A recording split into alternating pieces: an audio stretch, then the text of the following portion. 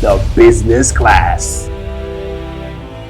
Today we'll be talking about high-ticket sales items. So those are products and services by my own definition that is 100K and above. The way I also define it is that if your customer is going to buy goods or service worth 1 million within the 12 calendar month, that constitutes high-ticket sales to me. Now, the thing about it is that the way you sell high-ticket sales item would definitely be different from how you sell fast-moving consumer goods or price point around 10K, 15K. So today what we're going to be telling you is how to sell premium product. Think about it. In Nigeria, because of the economic situation, how many people can even afford items or service above 100K? Think about it. So you need to be very, very good at your game. The first thing you need to take care of when you're selling high ticket items, that's product to services, it doesn't matter. Consulting work, selling house, selling cars, automobiles, furniture, electronics. So it's about what you are, what you represent in the mind of the people. When you think about Apple, what do you think about? When you think about Jaguar, what do you think about? Okay, when you think about Mazda, what do you think about? Yeah, so that's what I'm trying to say by positioning.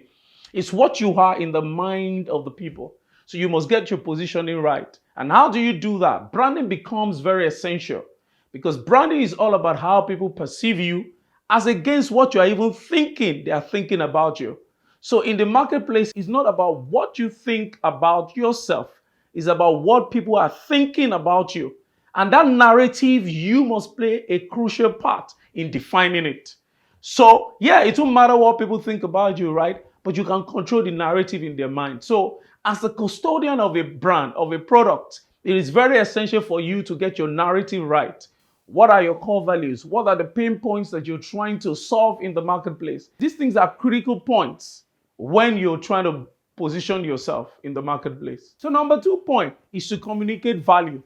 Value happens at that point when you want to make that exchange. People don't typically part away with their money if they can't spot value. So you need to communicate value, and that has to do with how you're doing your marketing. In the case of B2B, if you're a consultancy, maybe you sell IT services, you need to communicate value. Value is communicated because typically, think about it, people don't typically buy food, for example. What they are solving is the problem of hunger. People don't buy talk time. They don't really care about that. The main issue at hand is communication. So you need to be able to understand how to exactly communicate value to them. And people also want to understand that what they're paying for. People like deals, So you must be able to construct it in such a way that they know and they feel, my word, knowing, that's mind, the knowledge base, and feeling, that has to do with emotion, because we're emotional beings. People actually also think that they make their decision logically most of the time, but that's not always the case from experiment. Typically, our emotion play a critical role when we're trying to buy products or engaging in a service. But the thing about it is that there's something of sort that is called distortion field. We like to feel that we're taking logical decision, but that's not always the case. So when you're communicating value, you need to appeal to both emotion, which is very critical, and the mind. People want to know that they have the best value when it comes to products and services. After you must have positioned yourself, you must have communicated value. I need to ask you, have you pre-qualified your client in the first place? Now, again, depending on how you're doing your marketing, you might not be able to pre-qualify like that at the start of the whole process. But it's very critical for you when you're communicating to client to pre-qualify. In some of our previous episodes, we've thought around how that we need to qualify our clients and method to go around it.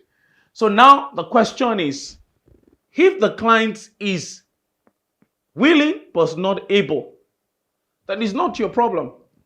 But if a client is able but not willing, now that suddenly becomes an issue that you need to track.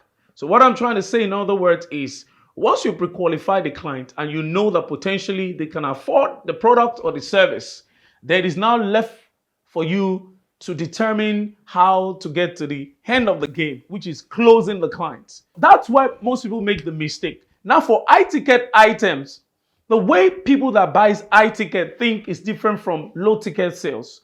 So that's why most people think you need to offer discounts and whatnot.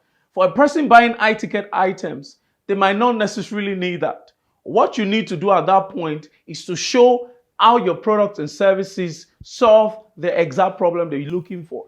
So you need to send them relevant content, either through personalized format, which is email, calls, SMS, or broad-based communication. The most important thing for you is to be able to get into their hearts and into their mind. Like I said, in spite of the fact that the economy is tough, there's a lot of people that are buying high-ticket sales items day after day. So what you need to do is to make sure that you do the right thing. Guys, there's loads of money to make in the economy. Remember, people will always pay for what they really need. It is in your own place to actually communicate the value. Thanks. Thanks for watching this episode. Now, really, it's time to take action. But the first action I'd like you to take is for you to subscribe to our YouTube channel and follow us across all our social media platforms. And please do check out our website. We have loads of content for you. Catch you.